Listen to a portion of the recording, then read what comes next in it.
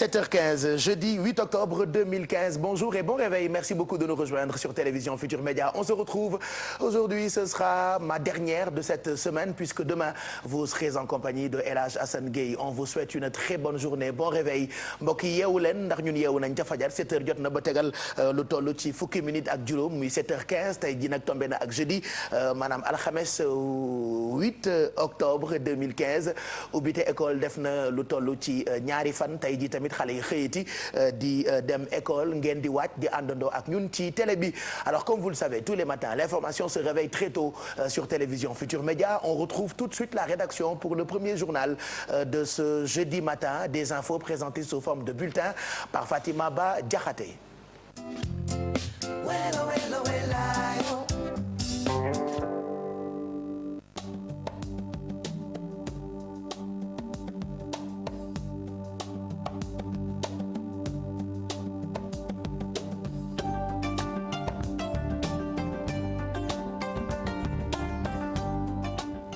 Mesdames, Messieurs, bonjour et bienvenue dans ce bulletin d'information. Nouveau bilan officiel des victimes sénégalaises de Mouna. Le drame, le nombre de décès confirmés s'élève à 54.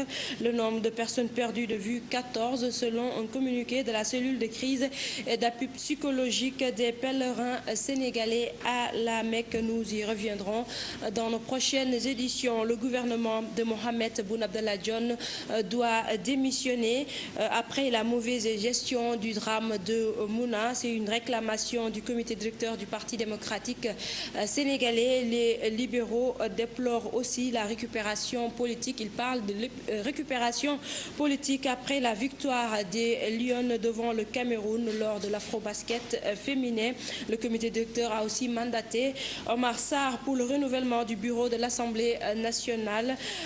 Serigne Mbacké Ndiaye, les propos tenus par Serigne Mbacké Ndiaye n'engage que lui de l'avis de Babacar Gueye. S'il n'a pas les moyens de justifier ses biens, c'est son problème, dit-il, mais lui attend d'être convoqué à la cour de répression de l'enrichissement illicite. Serigne Mbacké Ndiaye que vous entendrez peut-être dans nos prochaines éditions. Éducation à présent, le Sud-Est pour un réaménagement du calendrier scolaire au Sénégal. Le syndicat unique et démocratique des enseignants du Sénégal propose une rentrée des classes au mois de septembre au lieu du mois d'octobre. En conférence de presse, les membres du Sud-Est ont dit adhérer au concept ubbi tey jàng tey. Compte rendu Aminata Mbaré Sow, Modou Diop.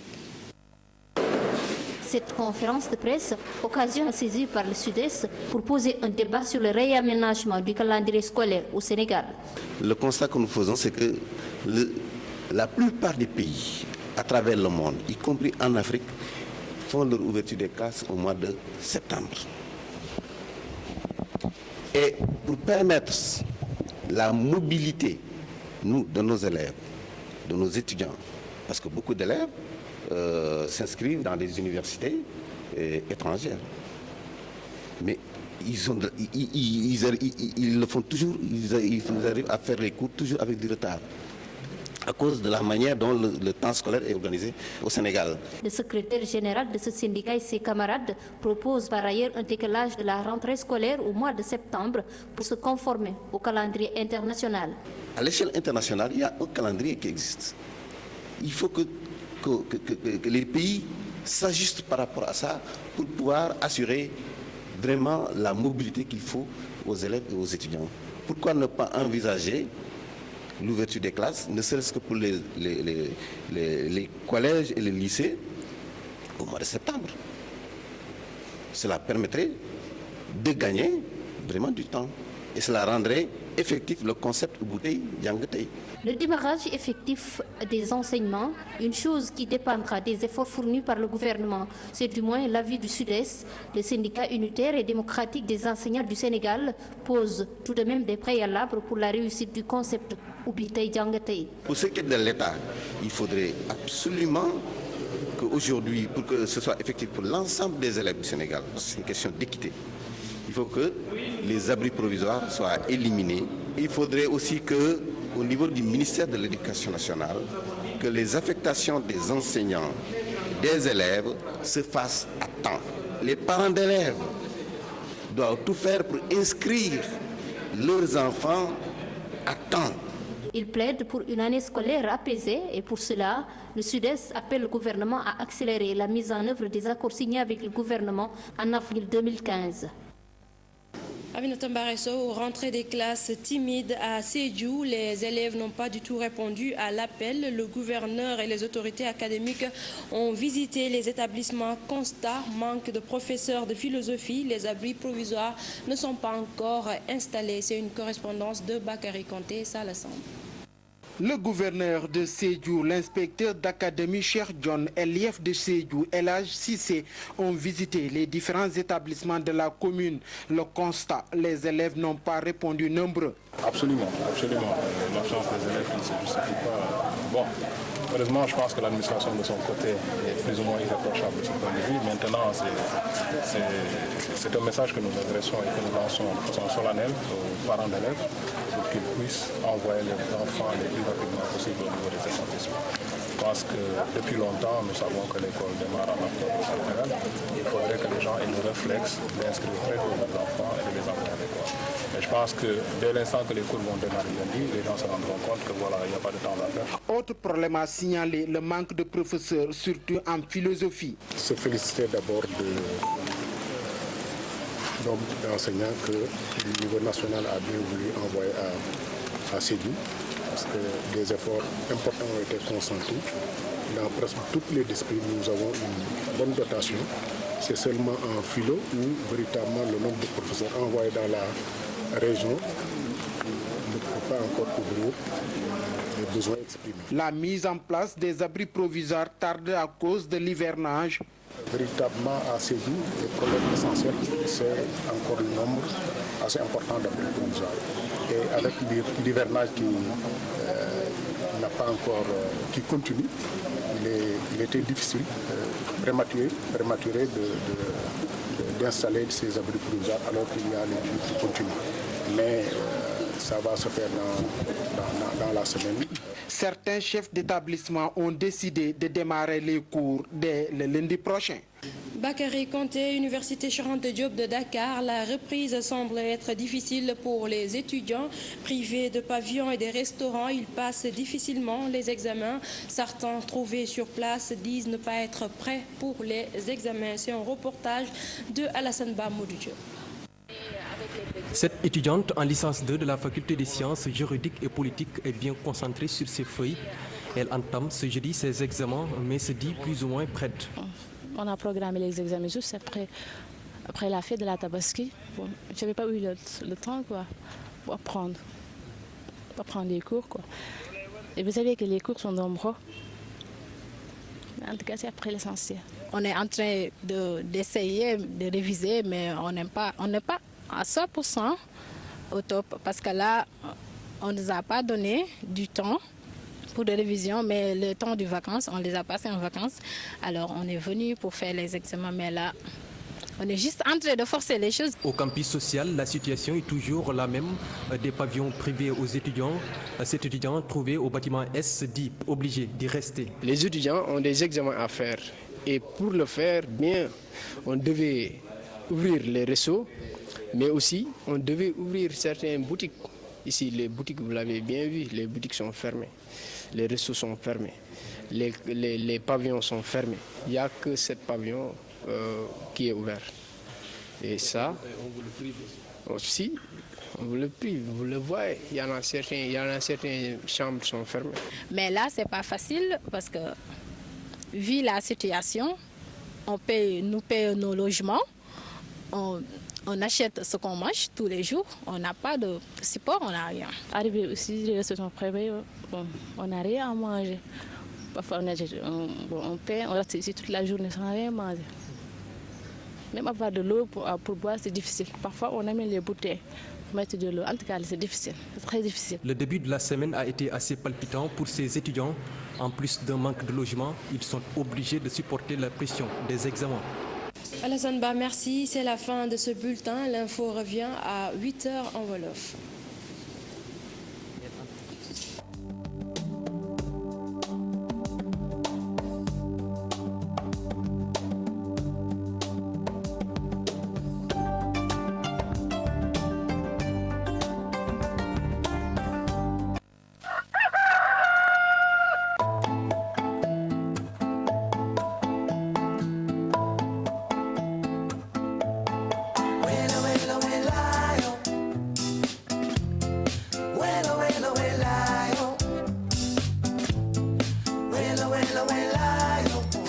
est exactement 7h25. Nous remercions toute la rédaction pour ce premier journal qui vous a été présenté par Fatima Ba Diakhaté, qui va rester avec nous pour un second journal qui vous sera proposé dans quelques minutes, mais aussi pour la météo. Fatima ñu ngi lay gërëm bu baax mu nekkoon journal bu njëkk bi ci français bi ñuy gërëm rédaction bi ci kanam di nga dellu si waat ci yeneen xibaar 8h lay doon ci wolof météo bi xibaaru jaww ji yow lañ ciy àndal léegi nii tey daanaka température bi gën na wàcc démb ñu ngi yeewoo woon lu toll ci 27 degré diggante Ndakaaru ak Saint-Louis tey defe naa yeewu nañu ak lu toll ci 26 degré.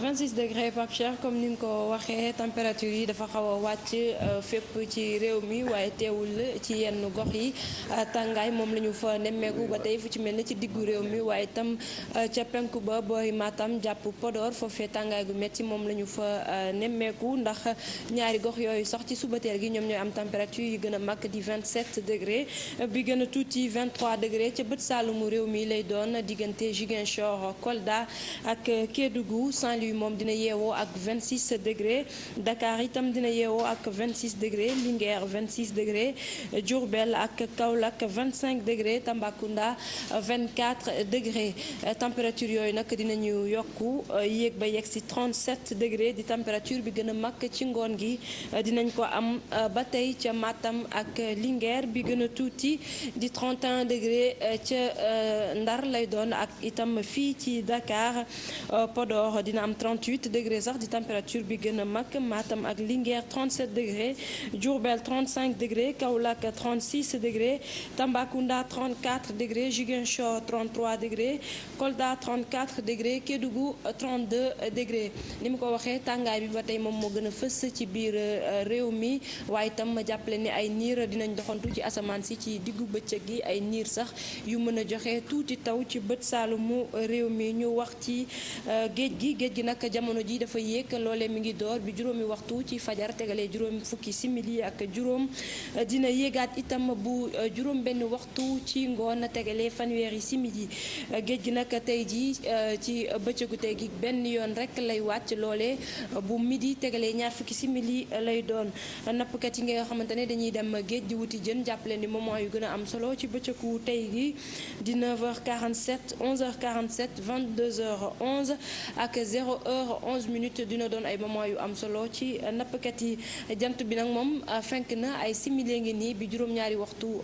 jotee ñu ngi yaakaar itam muso bu juróom benn waxtu ci ngoon tegalee juróom fukki simili ak ñeent Pape Cheikh lii mooy li gën a fës ci xibaaru jaww ji. moom nag jant bi jukkoom justul de démb rek maa ngi koy wax yenn saa yi mu xëy 6h57 yenn saa yi 59 mais ñaari fan yi 7h pile la jël kenn xamul ndax day biddanti waaye lu mu ci mënti doon rek bis bi jóg na ca bi 7h jotee mbokk yi ñu ngi leen di ñaanal jeudi bu neex ci télévision Futurs Médias mu nekkoon xibaaru jaww ji di météo bi ak Fatima Ba Diakhaté. alors tey jeudi 8 octobre lan ngeen di lire ci yéenekaay yi xët yi lañ leen di wane leen léegi nii laata Mamadou Mouhamed Ndiaye di yegg si ci plateau bi pour xóotal yéenekaay yi ak li ñu nafar tey muy revue de presse bi yéenekaay yu bëri nag xëy nañu ci lim bi nga xamee ni moo yokku ci doomi Sénégal yi nga xamee ni ñoo ami jafe-jafe ñee faatu ca jëye ja amoon ca dëkk bu ñu naan mun na ca Makka waaye laataa ñuy xool li ci yéenekaay yi def ci seen i xët ñu xoolagum l'observateur li mu ubbee tey ci bis bi xëy na ak ki nga xamee ni moo di premier ministre bu Sénégal ci ay rumeurs yoo xamee ni jëm na ci démission wam loolee nag l'observateur a ngi bind ci français nii Macky Sall traque les détracteurs de son premier ministre. waaw ndax Pape Cheikh ay fan a ngi nii daal ñuy dégg xibaar yu mel noonu ne moom njiital jëwriñ yi Mohamed Boun Abdallah Dionne dañ koy waaj a jëlee ca primature waaye doon na ab mbir moo xamante ne njiitu réew mi wedd na ko moom ba tax na l'observateur sax ne jamono ji moom mi ngi rek di xool ana ñan ñooy dox daal di joxe yooyu leen xibaar nga xamante ne teguwul fenn wala di wax daal loo xamante ne amul te moom fu mu toll nii tolloogul ci ay moment yoo xamante ne dafa war a soppi njiital jëwriñ loole tax l'observateur ne Macky Sall mi ngi traqué ay détracteur premier ministre. moom premier ministre bu Sénégal boobu la sax fekkee woon na li nga xamee ni moo am ca Makka te yéenekaay yu bëri xëy ci tey démb rek ñu ngi koy dégg ci suñu ay jotaayu xibaar ci rajo bi que ñi nga xamee ni ñoo fa rek président Wade di waa PDS ak seen porte-parole ba seen i kaddu jëm na ci premier ministre bi ñoom nag ñu ngi sàkku pour mu démissionner ndax nee nañu loxoom dafa laale ci jëyee ji nga xamee ni moo am ca Minna loolee xam naa daan ci ñëwaat waaye mu ngi ci l'observateur bu tey bi l'observateur di ñu xamal ci xëtam ni lu toll ci 54 ñoo faatu ci jëye jooju am na itam yeneen i doomi Sénégal yoo xamee ne ñu ngi toll ci fukk ak ñeent ñu réer Sud Quotidien sax loolu la xëyee tey ci xëtam bu njëkk ñu ngi ci lire le nombre de décès sénégalais porté à 54. 54 Pape Cheikh ni ñu ko waxee ci ndorteelu xibaar yi lim bi yokku na fu mu toll nii juróom fukki doomi Sénégal ak ñeent ñoom ñoo ñàkk seen bakkan ci buuxante gi amoon ca Mina ñu ne nag am na itam fukk ak ñeent yoo xamante ne ba tey kenn xamul fan la ñu dugg moo tax ñenn ñi njortu sax ne bilan boobule boo moyul dina yokk lu ci mënti am yëf yi metti na xaat ci Sénégal ndax lim bi takku na lool ci ñi faatu demoon foofulee ca Makka. lim beeg ni mu takkoog ni muy yokkoo moo tax tey Walfadjri ci xëtam bu njëkk 54 morts plus 14 blessés wala 14 disparus loolu la ñu lire ci xëtu yéenekaay bi drame de Mina le Sénégal continue le décompte macabre. continue parce que fi mu toll nii Pape Cheikh bilan bu ñu mënti joxe rek provisoire la ñuy wax. yëf yi gis nga ko keroog ba léegi daanaka chaque jour day évoluer chaque jour ñu ne bilan bi yokku na. te fukk ak ñeent yooyu nga xamante ne kenn xamul fu ñu dugg itam ñu ngi ñaan yàlla ñu gis leen.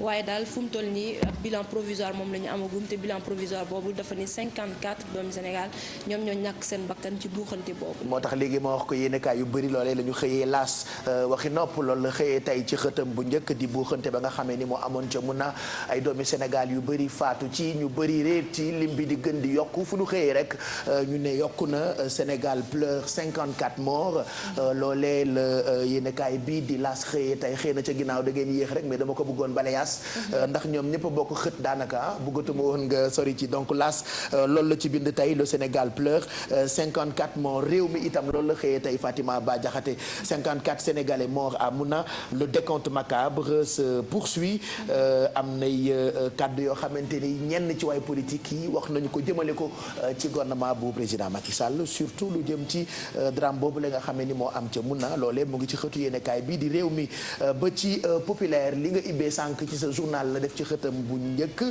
def ni le PDS exige la démission du gouvernement pour non-assistance aux pèlerins sénégalais loolu la ñu lire ci xëtu populaire bi tey Fatima. waaw ndax ñoom waa parti démocratique sénégalais ci seen comité directeur bi ñu doon amal démb dañu rek xam ne moom njiital jëwriñ yi di Mohamed Boun Abdallah Dionne ci jamono yu yëf yi di am moom mu nga woon ca Makka waaye gouvernement am dafa deful liggéey bi war moo tax doomi Sénégal yi fa des dund ay jafe-jafe yu tar ñii ñu réer kenn gisu leen ñi ñàkk seen bakkan ci anam yoo xamante ne doy na waar ñu ne daal gouvernement bi taxawul pèlerin yi ni mu ko waroon a defee ndax gis nañ fa ay étudiants ak itam ay taskatu xibaar yoo xamante ne def nañ liggéey bu am solo ñu ne loolee nag dafa war a tax rek ba gouvernement bi moo xam commencé par njiital jëwriñ yi di Mohamed Boun Abdallah Dionne mu tekki ndombo tànkam. Ajaratu Aïda Ndiaye Badolo bokk na ci ujaaj yi nga xamante ni ñoom ñoo gën a siiw ci ña faatu ca Makka Grand Place xëy na ak moom tey ci xëtu yéenekaay bi ñu ngi ciy liir ni bind nañu ci une vie inachevée loolee nag xam naa ab gëstu la boo xamee ni def nañu ko ci yaay faal bi nga xamee ni dàkkantal ba daan nañ ci toftal soxna Jaara Buso. waaw moom yaay faal boobu Pape Cheikh ni nga ko waxee doon def liggéey bu am solo rawatina ca Poroxaan école boobu nekk fa nga xam ne ndongo yëpp daanaka soxna maam Jaara Buso lañ leen a tuddee moom Aïda Ndiaye Badolo doon fa def liggéey bu am solo ak xale yooyu ñu ne nag xale yi daanaka léegi ay jirim lañu ndax moom Aïda Ndiaye Badolo da leen daan taxaw bu baax a baax bokk na ci doomi Sénégal yi ñàkk seen bakkan ca mun na googu sax mu faatoo muy màkk foofee it daan na fa taxaw doomi Sénégal yi fa daan ñëw di aj at bu nekk. yéenekaay bi du quotidien koppar la xëyee tey tuddee ko budget nee na président Macky Sall mu ngi dox ci lu ëpp ci 3 milliards. mooy budget bi ñu jagleel atum 2016 Pape Cheikh xam nga daanaka ñu ngi ci njeexitalu at mi te buy waaj a jeex foog ministre yi ñoom ñëpp ñu dem ci assemblée nationale ñu sédd leen koppar yi nga xamante ne moom la ñu war a doxee at mi yëpp mu ne nag budget wu ren bi boo xayma ëpp na 3000 milliards loo xamante ne war nañu ko séddale ministères yi ñu war ko doxee at mi yëpp bu ñu seetloo nag ab yokkute bu am solo am na ci boobule budget ndax daaw ñu ngi woon rek ci 2000 et quelques milliards ren ñu romb 3000 milliards yi. traque des biens mal acquis acte 2 bi yéen a kaay yaa ngi ñu koy xamal fan yii yëpp ne dina dal ci ndodd ñeneen zoom xëy ak loolu ba tuddee gëstoom bi exigence de crédibilité pour le bras judiciaire de l'État loolee mu ngi jëm ci taxawaayu CREI.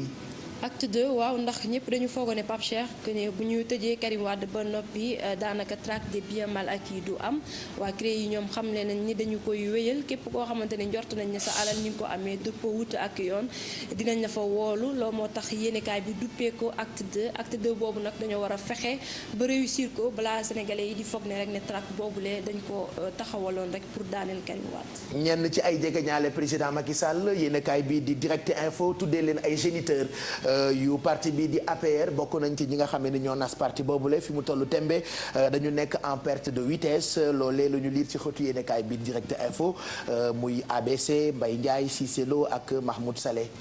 waaw Pape Cheikh ñooñu nga lim ñooy ñi nga xamante ne ñoom ñoo toppoon Macky Sall bi mu génnee parti démocratique sénégalais ñu ànd ak moom itam ñu taxawal parti bi di APR ñu ne nag ñooñu dafa mel na daal bi yëf yi sottee dañ leen a bàyyi ci ginnaaw ndax kenn déggatu leen ci ni parti bi di doxee wala boog dafa mel na cër bi ñu leen a waroon a joxuñu leen ko moo tax yéenekaay boobu di Direct Info def ci ab gëstu dellusiwaat ñi nga xamante ne ñoom ñoo àndoon ak président Macky Sall bi muy taxawal APR.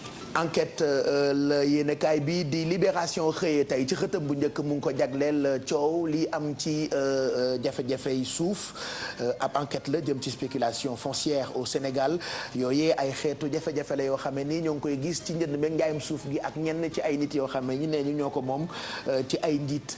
waaw gëstu bu am solo la ci yéenekaay bi di Libération def Pape Cheikh mbirum suuf bëri na coow liñ ci dégg fii ci Sénégal mu mel na am na ay gox yoo xamante ne ni ñuy joxe suuf si daal daanaka xaw na teey xel yéenekaay bi def ci ab gëstu bu am solo ne léeg-léeg sax nit dina jënd terrain ba foog ne moo ci ne ñu ne ko doo fi tabax wala boo nga tabax ba pare ñu ñëw yëkkati la loolu yëpp doon ay jafe-jafe yoo xamante ne ñi ñuy saax-saaxee suuf si fii ci Sénégal moom moo ko waral mu doon ab gëstu bu Libération. alors tey jeudi 8 octobre loolee ngeen di liir ci yéenekaay yi ca kanam dinañ ko xóotal ak ki nga xamante ni moo di Mamadou Mouhamed Ndiaye ñu ngi lay gërëm bu baax Fatima Ba Jaxate ca kanam da ngay dellu si fii léegi ay minutes lay doon pour journal 8h bi ci wolof El Hadj Mon Mbaye Garmi fekk si nañu gis nga ni lim bi yokku na ci sunu xarit yi nga xam ne ni ñoo faatu ca Makka bëri na itam ci ay doomi Sénégal yoo xam ne ni réer nañu fa saa yu ñu xëyee rek journaux yi di ñu xamal ni lim bi yokku na muy loo xam ne ni jaaxal na Sénégalais yëpp El Hadj Mon Mbaye Garmi. jërëjëf Pape Cheikh maa ngi lay nuyu di nuyu tamit sama soppe yi ma fekk ci plateau bi yëpp. waaye Baye Cheikh maa ngi lay wax ni fii réew mi toll. ujaaj yi dëgg-dëgg jaaxle am na ci. mais lépp nag nañ ko delloo ci ngëm. parce que war nañu xam ne dëkk bu day noonu. ku fa dayeeg ñi nga xam ne ni ñoo fay bokk ca aj ga te ñëpp di ca ñëw. su fa jëyee amee suñu ko yemalee dañoo bëgg a tempérer doomu aadama yi rek. waaye am na lu xew ci biir loo xam ne li duñu ko wax. moo tax ñi nga xam ne nii nee nañu daal kenn gisu leen. te ñu jàpp ne daal dëgg mën nañu feeñ. su ñëpp ñëwee da ngay xam ne daal ñooñu bu ñu leen gisul. dañ leen di boole rek ci victime yi. waaw kon nanu muñ. muñ rek moo ci parce que foofu. dajale place la boo xam ne bii place su jaamu yàlla la boo xam ne. dëgg raj loo ba dafay bari. te foo raj loo bari nag. am Cheikh bu jëyee amee rek. il faut dëgg. lu mel ni xew fa calcul ba du yomb. non du yomb. moo tax dëgg bari na tamit loo xam ne li ñu ngi koy politiser mais jaru ko. non parce que ku ci nekk yaa ngi jël sa arme rek. xàcc pour dóor. mais jaru ko. parce que moom la xew foofu moom xew na ba pare. responsable bi moom wax dëgg yàlla. suñu paree dañuy seet kan lay doon. waaye daal dëgg bu ñu ko wéer nag ci ndodd ñenn ñi. parce que loo fekkewul tamit dëgg kenn mënu ko wér. mënoo caa wax dëgg la politique moom daal dëgg roof nañ ci daal politique daal boo xam ne bi daal bari na d'une façon boo xam ne bi ba daal ni ko nit ñi déggee. man daal d'accord ma ak ñoom Paye Cheikh. mu ngoog en tout cas ñu ngi ñuy xamal ni lu toll ci 54 morts l'observateur xëyee na ko tey en attendant ñu leen di identifier ak lu toll ci fukki doomi Sénégal ak ñeent yoo xam ne ni fi mu ne dañoo porté disparu élage ba noppi itam tey ñu ngi ñuy xamal ni président Macky Sall yokkul na koppar bi nga xamante ni moom la ñu jagleel enquête beeg victime yeeg seen i njaboot ak ñoom seen ci gëstu bu ma gëstu defe naa mu ngi toll ci ay 100 et quelques millions. confirmé guñu ko ci samay antenne waaye xam naa dinañ bàyyi ñoom Fatima Ba waxuñu ci lu leer waaye en tout cas am na commission boo xamante ni ca Màkka ñoo ngi ci fii ci Sénégal itam ñoo ngi ci ak mbokki victime yooyu la. moo tax Pape Cheikh da ngay xool rek ci sous région bi région yi nga xam ne ñoo ñu wër kii yi nga xam ne ñoo ñu wër. yeneen dëkk yi ñoom bu ñu la limalee seen lim. kon ñun dañu war a gën a santaat yàlla. parce que ñooñu da ngay wax ñu naan la ay ñeenti téeméeri nit. dëgg la dafa loolu moo lay wane daal dëgg daal. metti na dëgg la ci Mali bii.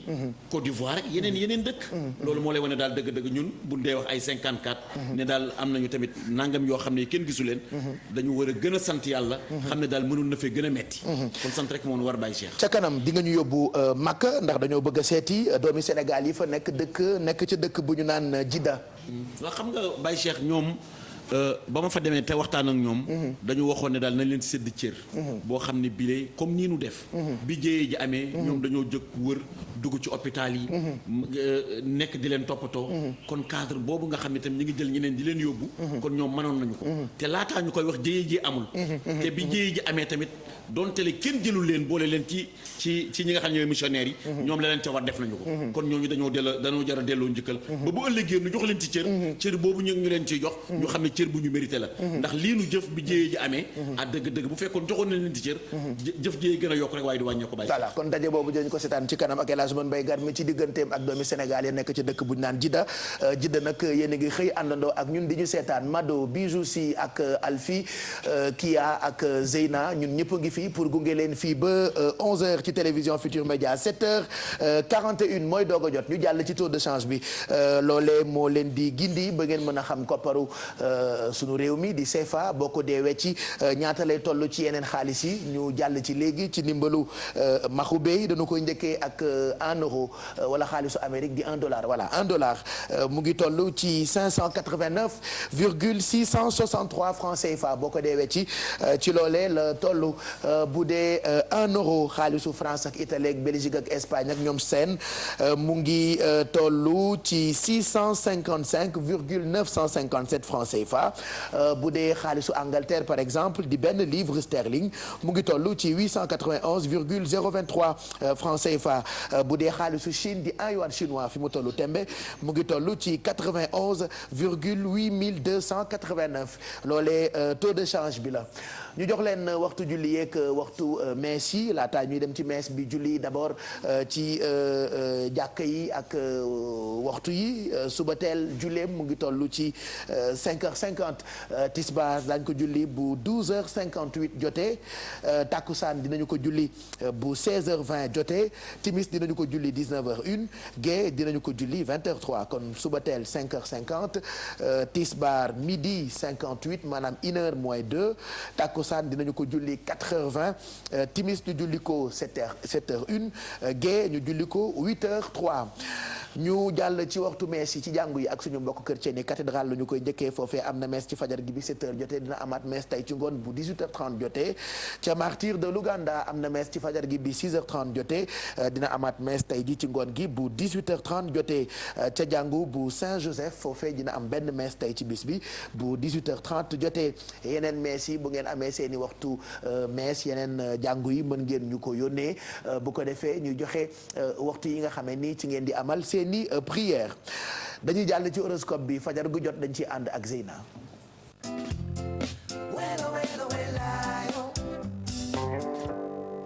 Bonjour Zeyna. Bonjour Pape Cheikh. C'est pour ne pas répondre à l'autre qui vient de me dire bonjour. Voilà. Bonjour Bonjour Zeyna. Où sont les signes lu ñu wax bélier ak yooyu yëpp ñoom cancer ak ñoom scorpion ñoom Bretagne ñoom mouton tout ça. Lion qu'est-ce qu'ils disent. Pape Cheikh li ñuy wax tey jii bëre na tani gi rek ñu ngi koy defee bés bu jot seetati na. tey jii yem ak jeudi 8 octobre 2015 commencé horoscope bi ak bélier yi nee nañ leen tey jii kat c'est une journée boo xamante ne dinañ ko mën a consacré entièrement à seen partenaire seen humeur nag ak seen envie de partager tey jii ci journée bi mooy nekk seeni ay meilleurs atouts. Taureau yi ñu ngi leen di wax ne jamono ji kat liggéey nekkul torop ci seen bopp d'autant plus que nag ambiance bi nga xamante ne moom moo am seen biir kër nekk na loo xamante ne dafa xaw a triste waaye nag ci ñaari domaine yépp ñu ngi leen di diggal ñu privilégier li nga xamante ne moom mooy dialogue ak sincérité. Gémeaux ñu wax leen ne nag tey c'est le bon moment pour exploiter seeni ay dons créatifs wala convaincre seeni ay proches de leur qualité tey jii nag su fekkee ne au cours de la journée leur cœur s'emballe bu ñu retenir nañu exprimer wu. cancer. nee nañ leen même su fekkee ne en ce moment ñu ngi am ay soucis par rapport ak seeni ay finances nañu permettre un petit écart pour améliorer li nga xamante ne moom mooy seen home décor wala un nouvel appareil ménager nañu xool daal li nga xamante ne moom la ñu gën a soxla seen biir kër ñu jënd ko. après cancer nag damay ñëw ci lion yi tey jii kat seetlu nañ ne dañu am tendance à la bouderie dañuy buddee wala seen bopp nekk fi torop ils sont un peu dans la lune waaye loolu yëpp terewu leen ñu multiplier li nga xamante ne moom mooy appel téléphonique yi te discussion yi nga xamante ne tey jii kat dinañ ko am ak seen entourage dinañ animer dinañ xumb.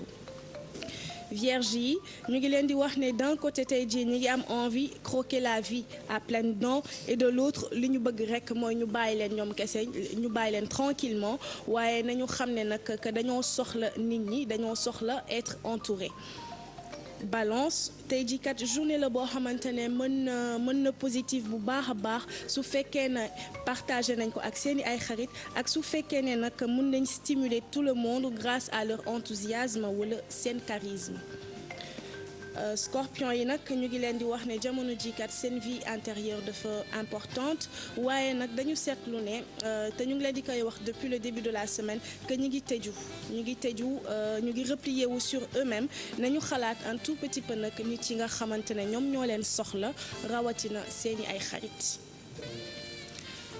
Sagittaire yi nag nee nañ leen tey jii kat mun nañ def ay projet de voyage wala des week-ends dépaysants d'autant plus que nag seen esprit tey jii dafa ouvert à la nouveauté et à l'aventure te seeni ay xarit nekk nañ ñoo xamante ne dinañ leen inspirer bu baax ci journée tey bi. Capricorne malgré quelques craintes yoo xamante ne ñu ngi koy am dans le domaine pécuniaire maanaam ci wàllum koppar ñu ngi décider de mettre le turbo dans leurs affaires te ñu ngi jéem a tam fixé wu un but boo xamante ne dañ koy jéem a atteindre et c'est très bien. Verseau nee nañ leen seen partenaire jamono ji kat nekkul de très bonne humeur te nekk na loo xamante ne daf leen di toucher particulièrement ñu digal leen nag su fekkee ne mun nañ génn un week-end à deux ñu yóbbu ko week-end histoire de se changer les idées. Poisson yi nag waaw ça c'est-à-dire gisoo ni may piisee téléspectateurs yi piis ku ma ci piis nag ma delloo sama piis kon ndaw piis yu bare je te jure bëgg naa yéen ñi seetaan ñëpp ci su bëgg ngeen delloo ma piis bi di nga gis ay maire yu mënul piis de xam nga maire dañoo bëgg yeewu leen nag ndeysaan waaye mais lan moo waral piis bi bàyyi seex waaw damay pare ak ñi nga xamante ne ñoom ñooy poisson yi ñu ngi leen di wax ne ñu def attention à leur santé parce que jamono ji kat dafa mel ni loo xamante ne dafa xaw a fragile te su fekkee ne dafa lié ak seen liggéey wala différent boo xamante ne am nañ ko ak seeni ay supérieurs nañu fexe ci nu mu gën a gaawee trouver solution ba régler problème boobu loolu la ñu andi woon ci horoscope tey bi. ben merci Zeyna ñu ngi lay gërëm bu baax mu nekkoon horoscope bi mënu cee ñàkk ndax da ngeen di xëy jënd journal rek mu jaral leen ngeen di ci lire que horoscope bi moo tax fu ñu xëyee suba teel Zeyna moo ñuy jukkil sunu ay signe li ñu wax ci bis bi muy signe yëpp donc ñu ngi leen di ñaanal bëccëg bu neex ci télévision Futur Média et puis li ci neex mooy pareeguloo ak sunu xarit yi parce que ñi nga xamante dañoo féete ci internet bi ñun ñu ngi leen tuddee nos amis notes au lieu des internautes alors ci kanam di nga lire seen ay messages. dinaa lire seen ay messages Pape Cheikh waaye xam nga lu ma daal damaa fàtte hashtag bi ma waxoon Mado moom laay def. tey te laaj naa ko comme ana Mado mooy jàppale Alfi ci tagine bi ak bëgg lu baax Mado kaay Mado kaay. sarax ma rek ñëwal nga fàttali ko ngir yàlla ak yonent bi damay jooy de xam nga damaa jooy démb Mado s'il te plaît bien te waxoon naa ko ne woon naa ko li nga ko proposé moo gën a neex moom li ma proposé comme hashtag léegi amuñu temps bu bëri gaawal nga fàttaliku li la Mado waxoon parce que Mado tam danga ko wàññi lu toll ni idée mu jël ko xalaat ko wax la ko pour nga waxtaane ko ci Facebook bi ngay jaay ndaanaan ak dijj mari ñi naan ko non boobu moom damay bàyyi ba zodi moo taxit fàtte naa nee na ndaanaan moo taxit fàtte naa ko léegi nag comme que noonu la Pape Cheikh ma def benn hashtag comme ñi ngi wax fan yi yëpp ci drame bi nga xamante ne am na màkk ca mun na dañuy laaj kon internaute ci ban message la ñuy lancer famille yi nga xamante ne ñoom ñoo perdre ay nit foofu la ca Màkka Pape Cheikh. voilà kon loolu seen ay commentaires ñu ngi koy xaarandi ci Facebook bi ci suñu page officielle mën ngeen ci yónnee seen ay commentaires bu ko defee ca kanam laataa ñu jeexal yeewu leen bisee naa dafay dellu si waat pour lire commentaires yi nga xamante ni mu ngi jógee fu ne parce que gis nañu ne ak fu ngeen mënti nekk yéen a ngi àndandoo ak ñun ci télévision Futurs Médias ci suba gi ci jotaay bi la nga xamee ni moo di yeewu leen c'est la seule matinale qui vous réveille et qui vous éveille tous les matins nous parlons de tout lépp la ñuy waxtaane muy bien-être muy mode muy musique muy religion lépp loo xamante ni soxal na leen dañ ci ñëw ak yéen alors fan yële yéen a ngi fàttaliku ñëwoon nañu ci bëñu xale yi ak naka la ñu koy toppatoowee tey dañ ciy ñëwaat parce que bëgg nañu ak ouverture des classes bi ñu nekk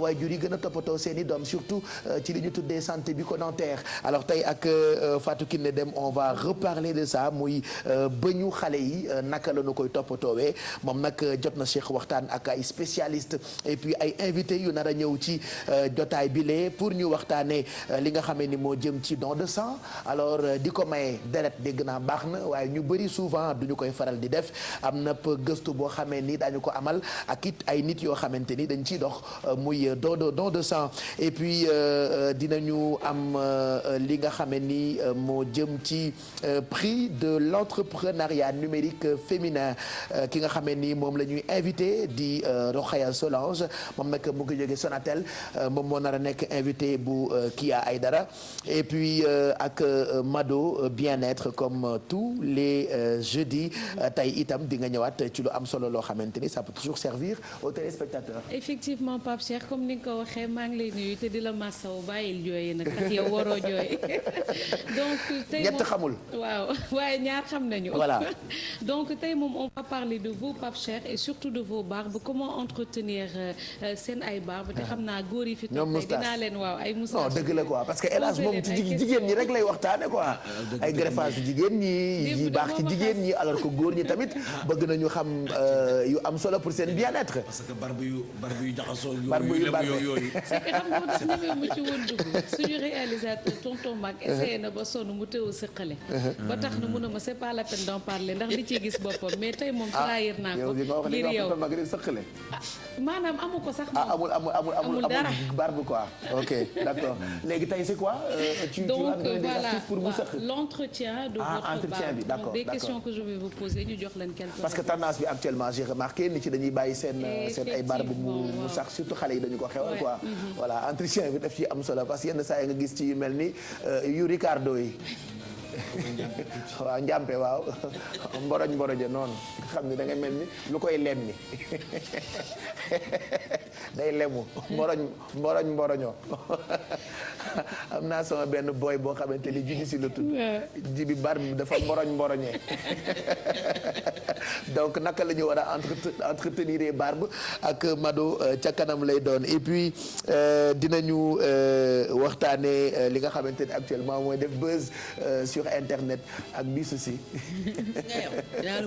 mboroñee ah tu connais parce que yow yaa koy lemmi xam nga ay barbe yu lemu. Absolument pas. si. Terrain inconnu. Est-ce que toi tu connais le gars? Tu le connais pas? Non, le gars. Voilà. Justement. Pape Cheikh tey dañuy tëb insolite et buzzword parce que dama leen indil rubrique bu bees. Mais on attendait ça. Mais c'est une rubrique science aussi. Mais on attendait ça nous. Lundi. Ok.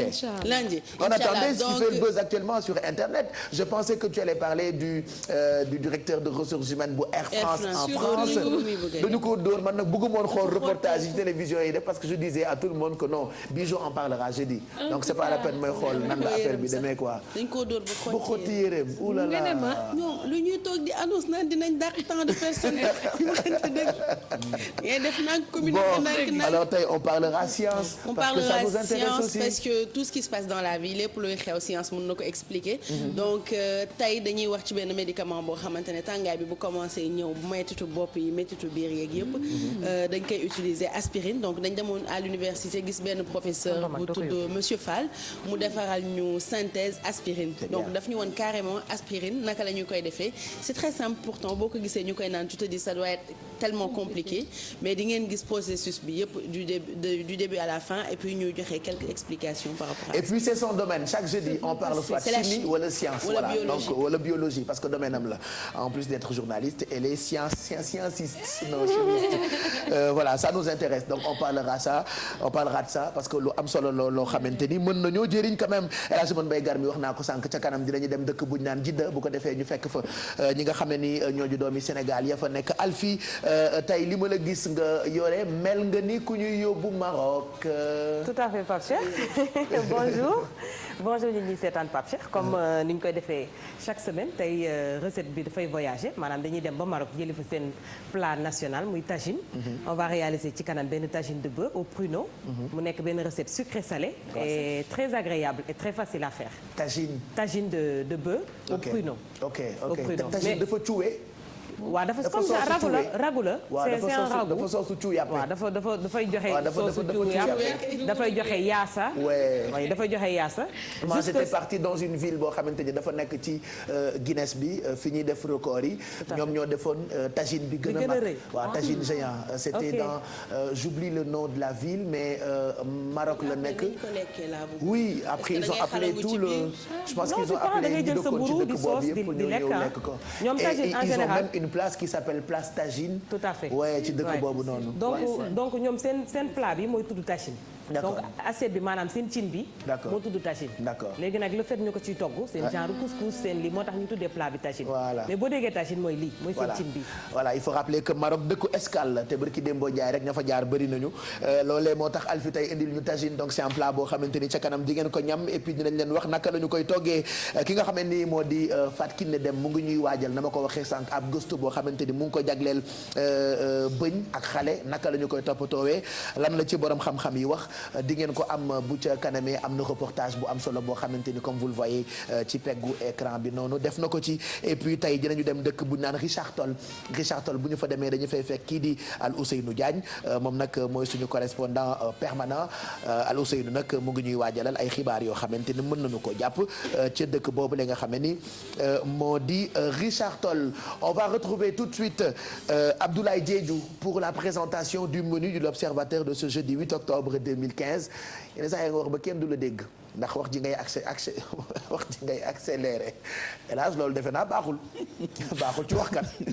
waaw mais xam nga tamit waxkat laa war a jël taawam.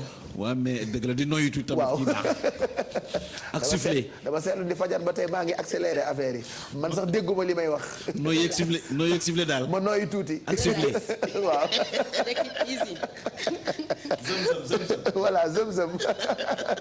allez ci français la ñu Abdoulaye Diédhiou di présenter menu bu l'Observateur tey donc on vous laisse en compagnie de Abdoulaye pour la présentation du menu de l'Observateur de ce jeudi 8 octobre 2015. Bonjour Pape Cheikh Diallo. Bonjour Abdoulaye. Bonjour Pape Cheikh Diallo. Bonjour à toute l'équipe de Yeewu Leen. Je suis ravi de vous présenter le menu de l'Observateur du jour qui est revenu sur la démission annoncée de Mohamed Boun Abdallah Dionne et Macky Sall qui lance la traque des détracteurs de son Premier ministre. Et c'est comme une traînée de poudre l'information selon laquelle le Premier ministre Mohamed Boun Abdallah Dionne aurait l'intention de rendre le tablier avait circulé il y a quelques jours. Une rumeur vite démentie par le concerné qui, depuis la Mecque où il se trouvait, a parlé de manipulation pure et simple. Mais cette intention de démissionner prêtée au chef du gouvernement a irrité au plus haut point le président de la République. Le chef de l'État est décidé à sonner la fin de la récréation. Le président Sall ne veut pas se limiter à condamner ces pratiques au sein de son parti. Il veut débusquer les responsables qui cherchent à saper la cohésion gouvernementale, aussi bien au sein de l'APR qu'auprès des alliés. Également, à la une de l'Observateur, la loi de finances 2016, Macky Sall franchit la barre de 3 000 milliards de francs CFA. Et autant dire que Macky Sall bat le record. Jamais un projet de budget du Sénégal n'a atteint ce seuil. Et si les prévisions faites par les services du ministère des Finances se réalisent, l'année 2016 risque d'être prospère. Pour la première fois de l'histoire du Sénégal, le budget national a dépassé la barre des 3 000 milliards de francs CFA. Le projet de budget 2016 qui a été adopté hier par le Conseil des ministres est arrêté à la somme de 3 022,398 milliards de francs CFA contre 2 869,032 milliards de francs CFA dans la loi de finances initiale de 2015. Du sport à la une de ce journal, nouvelle recrue des Lions, Younous Sankharé et Issa Sarr font leur entrée dans la tanière. Et il faut relever qu'après Issa Diarra, Moussa Sow, Henri Saivet, récemment Khalidou Koulibaly, un international espoir français d'origine sénégalaise, Younous Sankharé, 26 ans, vient de pousser les portes de la tanière. Autre entrée au sein de la tanière, il s'agit de celle de Issa Sarr, 28 ans, milieu de terrain des Orlando Pirates, c'est en Afrique du Sud, et ancien joueur du Jaraaf de Dakar et de l'AS Pikine. Les techniciens dressent le portrait de ces joueurs pétris de talent. Et pour terminer, Pape Cheikh, nous nous rendons également à Mouna, en Arabie Saoudite. Et c'est pour parler des derniers bilans des Sénégalais décédés dans cette localité. 54 morts en attendant d'identifier les 14 disparus. La cellule de crise et d'appui psychologique des pèlerins sénégalais de la Mecque a fait état hier de 21 nouveaux cas de décès et 14 disparus. Désormais, le bilan des Sénégalais morts à la suite de la bousculade de Mouna passe de 33 à 54. Voilà, Pape Cheikh, c'est sur cette triste note que prend fin la présentation du menu de l'Observateur du jour. À vous, aux téléspectateurs et à toute l'équipe de Yeewu Leen, bonne lecture. Eh ouais, ak ngéwéle déggal ni mu koy benn le. C'était tout pour ce matin, Pape Cheikh. À vous, aux téléspectateurs de Yeewu Leen. Bonne lecture. À tous les lecteurs. À tous les lecteurs de l'Observateur. Bonne lecture. Bonne lecture. À vous, Abdoulaye, on te remercie. Et tous les écriveurs, les journalistes de la rédaction du quotidien L'Observateur.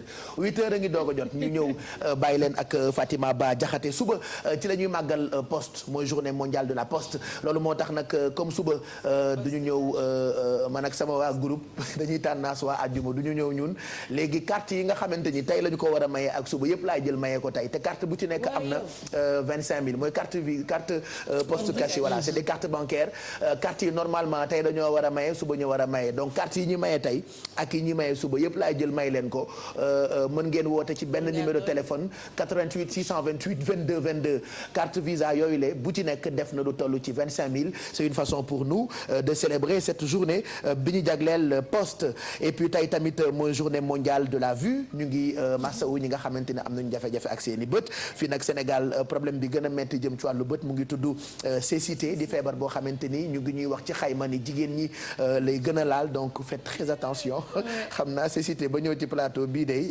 am na leneen nu ko gën mais en tout cas ñu ngi xalaat jigéenu silmaxa yi ak ñi nga xamante ni ñoo amee jàngoro boobule di cécité tey ji ci bis bi tombé ak journée mondiale de la vue ca kanam dinañ ci def commentaire on parlera de cette maladie. mais j'ai l'impression que paa yeeg mère yi ñëpp am cataracte aussi.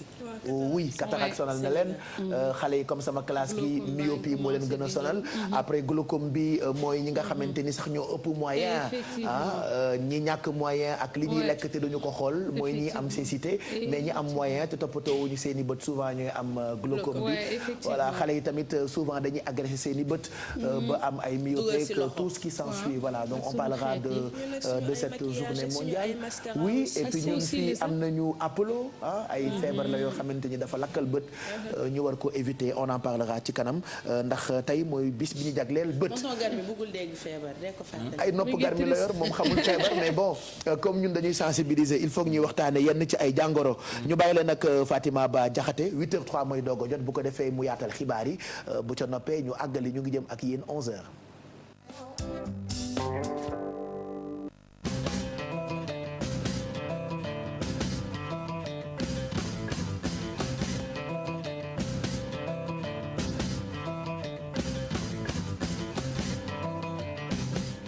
di rafetlu ànd beeg télévision Futurs Médias xibaar juróom-ñetti waxtu yi ñu doore kook limub doomi Sénégal ya faatu ca Mouna lim ba nag daal dina yokku fi mu toll nii ñu ngi toll ci juróom fukki doomi aadama ak ñeent yoo xamante ne doomi Sénégal yu ñàkk seen bakkan foofule ca Mina fukk ak ñeent yoo xamante ne ba tey kenn tegu leen bët xibaar yooyu la nag ñi ko joxe di waa cellule de crise et d'appui psychologique des pèlerins di kuréel bi ñu samp ci aéroport Léopold Sédar Senghor ngir rek muy dalal ujaaj yi ak waxtaan ak ñoom ci li nga xamante ne dund nañ ko foofule ca Makka. Dinañ ci dikkaat ci suñu yeneen jotaay xibaar.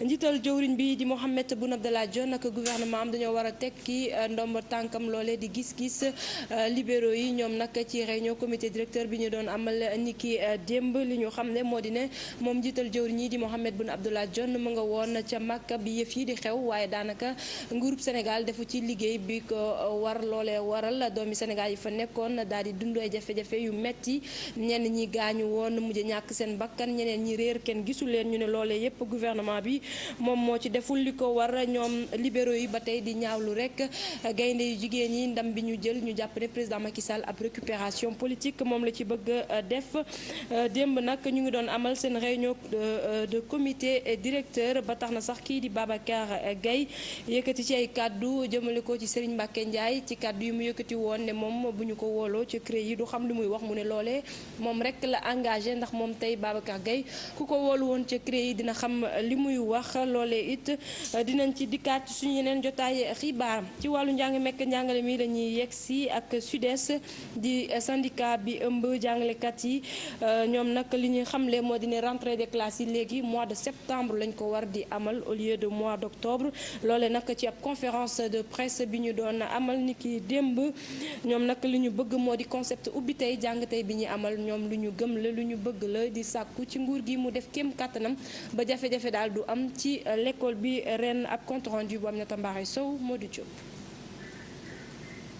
Aminata Mbaye Sow Modou Diop dinañ ci dikkaat fële ca Matam la ñu jëm foofee it ay jafe-jafe lañ fa nemmeeku ginnaaw bi école ubbee li ñu seetlu moo di ne école yi amul ay salle de amul ay banc yoo xamante ne ndongo yi mën nañ ci toog professeurs yi itam yegg si wuñu ci bërëb yi mu nekk ab mbir moo xamante ne gouverneur ba ñoom rafetlu wuñu ko dara waaye jamono ji nag ñoom ñu ngay jag-jagal école yi di ko baleek di ko set-setal ngir rek ndongo yi bi ñu ñëwee altine ñu mën a jàng ci anam yu mucc ayib ñu lu ci ab correspondance bu Ali Bandel ñoom. njàng mi de dooragul fii ci diwaanu Matam lu dul yenn bërëbu jàngukaay yi nga xamante ni ay ndongo fekk nañ leen ci ay salle de classe lu gën a bëri ci établissement scolaire yi ci région bu Matam njàng mi dooragu fa bëccëg bi ñu jàppoon kon ngir ñu tàmbali liggéey bi daanaka demeewu ni la ko waral nag di ay jafe-jafe ci wàllum ñàkkum jumtuwaay waaye préparatif yi nga xamante ni ba léegi jeexaguñu préfet bu Matam sax moo ko constaté. ñi gis mooy école yu bëri tàmbaligul te lu ko waral mooy ñu ngi ci préparation bi am na ñoo xam ne ñu commencé génne ñax yi nekk ci école yi ci cours bi ak nettoyer salle de classe yi gis nañu également élèves yi ñu su bëri ñëwuñu te loolu vraiment wax nañu association parents d'élèves bi nañu def effort ba nga xamante ne ñu yëgal waajur yi ni seen élèves yi war nañ ñëw comme que tey mooy ouverture élèves yi war nañ ñëw gis nañu également ñi enseignants ñi am nañu ñëw am nañu ñëwul ñi nga xamante ne ñëwuñu am na si ñoo xamante ne joxe nañu ay justification ak ñoo xam ne joxe wuñu justification moo tax ñu wax chef établissement yi ñi nga xamante ne joxe wuñu justification war nañ leen demander explication. ñàkkum table banc gi fës bi waral sax at bu jot ci rentrée bi ndongo yi di amal ay grève yokk ci itam limu professeur yi nga xamante ni ñàkk na lool ci moyen secondaire bi.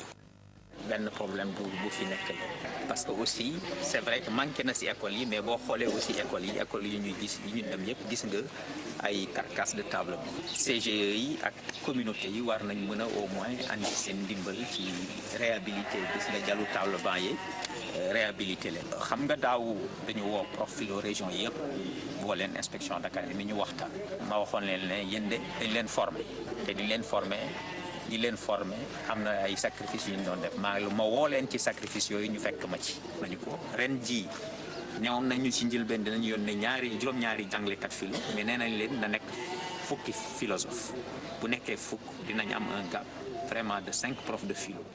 te lycée bu Matam nag di bërëbu jàngukaay bu gën a am solo fii ci diwaanu Matam ndongo yeeg seen waajurkat mën nañu nooyi bu baax a baax ndaxte gannaaw bi ñu yàggee fëgg seen ay gémmi liggéey ngir réhabilité taax yi nga xamante ni da doon menacé daanu tàmbali na.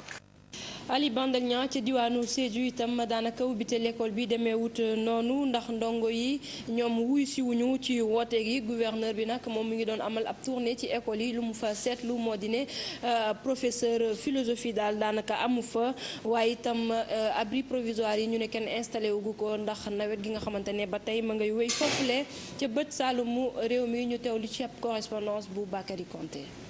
gouverneur bu Sédhiou ànd ak inspecteur d'académie Cheikh Dione ak IEF bu Sédhiou El Hadj Cissé ñoom visité nañu école yi nekk fii ci commune bi wante nag ndaw yi ñëwuñu ñu bëri. waaw ndongo yi ñëwuñu mooy ni ma ko fi waxee léegi seen central ñu ngi sant yàlla da nga xam ne administration kenn mënul na ni administration pare na côté boobu yaakaar naa ni amul lu ci mën a wax mais li ñuy wax mooy parents d'élèves ku nekk xam na Sénégal ni école at bu nekk octobre lay commencé. donc loolu ay matuwaay yi nga xam ne ku nekk wax donc dañ leen di ñaan ñu gën a gaaw yónni seen doom si école te yaakaar naa ni lundi bu ñu dem rek ku nekk bu gisee sa dëkkandoor wala sa doomu dëkkandoor muy jàng lundi mu neexee yàlla xam naa ni bu ko yóbbu sa doom jàng leneen loo xamante ne nekk na ci ay jafe-jafe professeurs yi manqué surtout ci matière philosophie. jafe-jafe yi ñu xaw a nemeeku ci personnel bi mooy profil yi nga xam ne moom la ñu yónnee te doyul parce que région bi ak yu weesu yëpp problème boobu la ñuy jànkonteel naam état bi dem na école yu bëri cette année muy mathématique muy science en général et même en français. abri provisoire yi fu mu nekk nii defaraguñu leen lu ko waral mooy taw bu métti bi. contexte abri provisoire yi xam nañu c'est du quand même ci at yu weesu souffrir nañ ci bu baax a baax jafe-jafe la woon mais gis nañu état bi jël na problème bi vraiment avec beaucoup d'abnégation parce que boo xoolee programme de construction yi am fii bëri na lool et macha allah te classe yu bëri sax réceptionné nañ ko am na naam classe yoo xam ne ñu ngi en cours pareegul. yenn chef établissement yi nekk fii ci diwaan bi ñoom ñu ne dès lundi dinañu commencer cours yi. ci université Cheikh Anta Diop bu Dakar li ñuy jëm foofule nag étudiants yi ñoom di jànkonteeg ay jafe-jafe jamono ji ndax ñenn ci pavillon yi dañ leen tëj restaurant yi itam ubbi wuñu mu doon lu metti ci étudiants yi nga xamante ne jamono ji dañoo war a waajal seen i examen ñenn ci ñoom ñi ñu fa fekk ne loole metti na lu ñu bëgg sax moo di ñu ajandi yooyu les examen ndax vacances yi daanaka jànguñu ci dara loo xamante ne war na mën a tax tey ñu wan leen a évaluer ñu teewlu ci ab reportage bu Alassane Bah Modou Diop. étudiant bi nekk en deuxième année ci faculté des sciences juridiques et politiques mi ngi sëgg ci ay fëyam alxamis ji lay tàmbali examen am wante de nee na pare wut à 100%. moo tax parce que examen yi ni ñu ko defee la peut-être ñu ko programmé la mënoon nañu ñëw may peut-être ba demi octobre mais instant dañoo ñëw rek 5 octobre ñu door xam nga du am possibilité pour mën a réviser correctement affaire yooyu mais yàlla baax na. nit moom boo demee ba sa famille nga dugg ba seen kër tal nga leneen lu dul say kaye yaa ngi ci famille bi yaa ngi ànd ak ñoom nama nga leen léegi boo jugee ci loolu nga préparer tabaski bu weesoo ñu ne la kaay def examen loolu du neex mais l'essentiel mooy ñëw nañu à temps ins bi ku nekk da ngay dem ak sa xel nag waaye leer na nit ñëpp gënaluñu. fii ci campus social bi nag pavillon yi dañ leen xañ ñii di étudiants yi wante ci bâtiment S bi étudiant bi ñu fa fekk nee na moom dafa obligé des fii nii. samedi laa fi ñëw ba ma ñëwee aussi nekkuma fi woon maa ngi woon sama benn copain après bon mais foofu gis naa ni pour ma réviser normalement day xaw a métti parce que 22 heures maximum day tëdd te bëgguma ko déranger moo tax ma bàyyi lépp ñëw fii nii.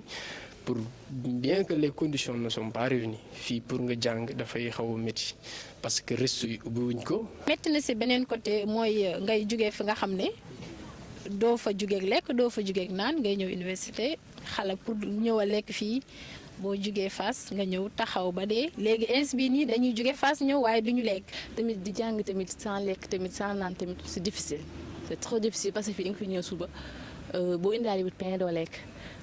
parfois da ngay jënd sa pain après nga daal di ñëw nga ndékki doo añ parce que amul reste amul dara tamit di génn tamit ba grande porte pour dem foofu di jënd añ tamit c'est difficile. semaine l'examen yi tàmbali lu xaw a métti loolu ci étudiants yi bu fekkente ne ñoom ñu ngi jànkonteel ñàkkum logement lii di pression examen yi tamit doon na lu ci yokku. Alassane Ba ñu koy jaajëfal yéen it naka noonu ci teewlu bi rédaction bi dina fi teewaat benn waxtu ak yeneen i xibaar laata loolu yeewu leen day wéy ak Pape Cheikh.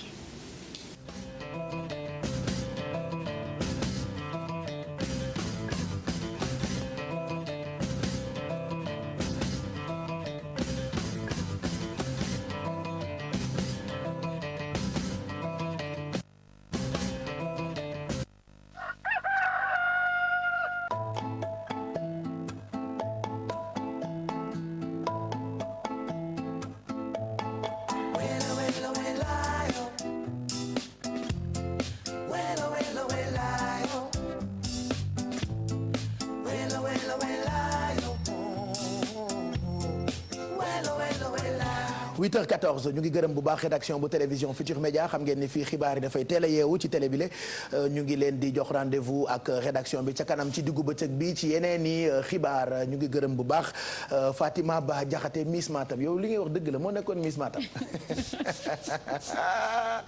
loolu dinaa ko débat weer.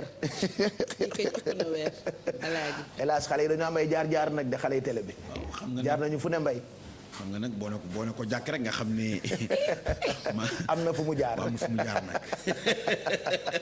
kon ñu ngi koy gërëm bu baax moom Fatima Ba dañuy dem nag fekki suñu correspondant yi tey dañuy dem dëkk buñ naan Richard Toll nag ki ñu fay fekk di Al Ousseynou Diagne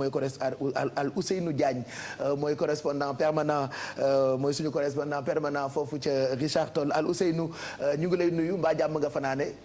ñu ngi lay fay Pape Cheikh ñu ngi fanaan ak jàmm ak mat dëkk Pape Cheikh. naka Richard Toll. waaw Richard Toll de ñu mën a jàpp ni ubbite école bi mooy di fi gën a fës te tamit ñu ràññee ci li doon wax ni ubbite jàng tey daanaka su fekkee ne am na fu mu am ci école yi en tout cas ci commune bu Richard Toll dem nañu démb ànd ak le préfet inspecteur Dakar ñuy wër ay classes laaj loolu sax dafa nañu nemmeeku yenn classe yi mais bi ñu ñëwee ba ci école 2 directeur bu poste dañu fa fekk mu jàkkaarloo ndox ba nga xam ne daal nekk ëttu école bi ak classe yi nga xam ni yenn yi moom laaj nañu lool dem ci seen jaar fa waaye tamit du boobu école rek du mu jàkkaarloo école 1 tamit noonu la boobu sax mënoo sax dugg ci biir ndax bële moom directeur bi sax moom kott moo nekk ci biir école bi di xaar gisul jàngalekat gisul élève mu doy waar loolu ba nee na moom su fekkee ne moom Pape Kassé tudd mën na comprendre sax xëy na élèves yi ndax taw bi tawoon ca alarba ca fajar ba xëy na moo indi waat situation boobu waaye nag école yi daf nañu leen ngàcc ba mu setoon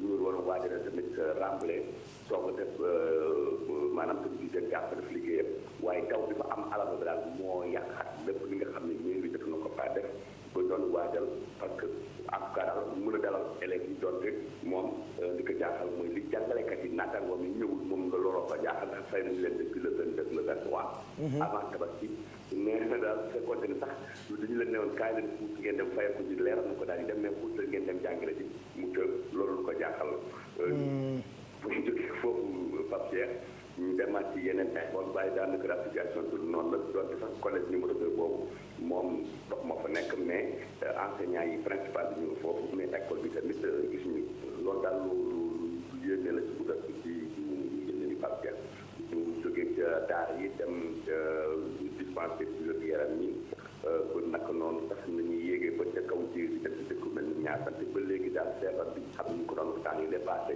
ci ay biir daw yi ba tey mu ngi am ci foofu doon sax xëy na wàññeeku ni ko infirmier bi waxee Cheikh Mbaye moom ba tey mu ngi jox ndox bi nga xam ne moom lañ koy jëfandikoo moo mu leen duppee ci yëre jafe-jafe ndax nag ndox mi daal dafa soo màgg ci gisam suñu defoon daal ay yenn ci effort lu maanaam defar adduction d'eau mbaa seeti lu mel ni benn dëkk bu nekk 6 kilomètres mën saafara mbir mi tamit ñu fàttali dëkk boobu nag di ñaasante moo war a dalal fukk ak benn collectivité locale yi nga xam ne éleveurs ñu nga fa ñu def lu ñu tuddee journée culturelle et économique de l'élevage 31 octobre jàpp 1er novembre loolu nag ba tey saafara bu ñu jël moom nag moom affaire bi daal boobu moo mu indi yeneen gàllankoor Pape Cheikh loolu mën gën ko daal tey ci diwaanu waaw waaw kay ñu ngi lay gërëm bu baax en tout cas jàpp nañ ci njàng beeg njàngale mi ak ay jafe-jafeem foofu ca Richard Toll ak ubbite école bi nga xamee ni bërki démb la am fii ci Sénégal loolee waxtaan nañ ci d'ailleurs ak ay jafe-jafeem ñu bàyyi la nga daw àggali liggéey bi Al Ousseynou te xam ne yow kottu rédaction nga foofu ca Richard Toll bu ko defee boo taataanaatee ca kanam ñu déggaat la ci suñu ay reportage ci télé bi ak it ci rajo bi RFM wala sax ci télé ci site internet bi di www.igfm.sn ñu ngi lay gërëm bu baax. On va parler tout de suite de li nga xamante ni moo jëm ci don de sang. On va faire appel à Abibou Dia moom nag mooy chargé de communication bu Éthicaire nag ab association la boo xamante ni mu ngi nekk ca Éthica xam nga ni don de sang dafa am solo te ñu ngi ñuy wax ci xayma ni fii ci Sénégal 825 femmes ak lu toll ci 30 000 enfants meurent à cause du manque de sang loolu ëpp na ñi nga xamante xamante ni ñoo faatu woon sax ci bateau le Joola ci xayma donc loolee am na solo di dem di maye deret dafa baax parce que dafay dimbali ay nit pour ñu dund ñi ciy gën di faatu nag élage mooy soit jigéen ñi wala xale yi te ñun fii d'habitude am na ñuy maye deret sax waaye dañu koo farataalu noonu Sénégal te pourtant lu am solo la ci jàppale nit mu am dund. xam nga Pape Cheikh dañu war a nag bàyyi xel. léeg-léeg ñu former association yoo xam ne yii. dëgg-dëgg maye deret nag moom daf ci war a raw. parce que xam nga Pape Cheikh loo xam ne amul benn usine bu koy defar. ci nit ki rek la mën a jógee. dëgg loolu deret amul usine bu koy defar. Baye Cheikh amul. dëgg la de ci nit ki rek la mën a jógee. usine bu ko defar de nga mën ko servir sa nawle. waaw sa nawle. wallaahi te Baye Cheikh li ci gën a doy waar dafa ci am yoo xam ni. waaw ki nga yow rek yow rek yaa ko mën a mayante ak sa nawle. am na ñoo xam mën nañu may ñen. am ñoo xam ne ñi benn la boo xam ne bii.